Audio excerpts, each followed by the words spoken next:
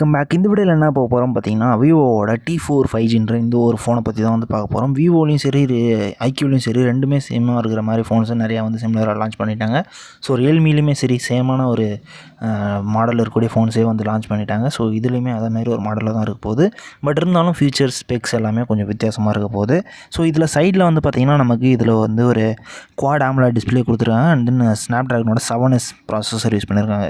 Unboxing வந்து start பண்ணலாம். Box open பண்ணால் உள்ளே வந்து நமக்கு ஒரு ஒயிட் பாக்ஸாக இருந்துச்சு.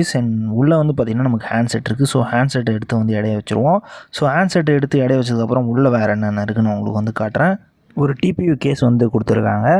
அண்ட் தென் ஒரு நல்ல குவாலிட்டியில் USB to C type charging கேபிளும் வந்து கொடுத்துட்றாங்க. And user manual warranty card ரெண்டுமே வந்து கொடுத்துட்றாங்க. ஸோ இதெல்லாம் நம்ம யூஸ் பண்ண போகிறதே கிடையாது. இதையுமே வந்து கொடுத்துட்றாங்க. அண்ட் தென் அது கூட வந்து நமக்கு வந்து ஒரு 190 வாட்ஸ்க்கான அடாப்டருமே வந்து கொடுத்துட்றாங்க.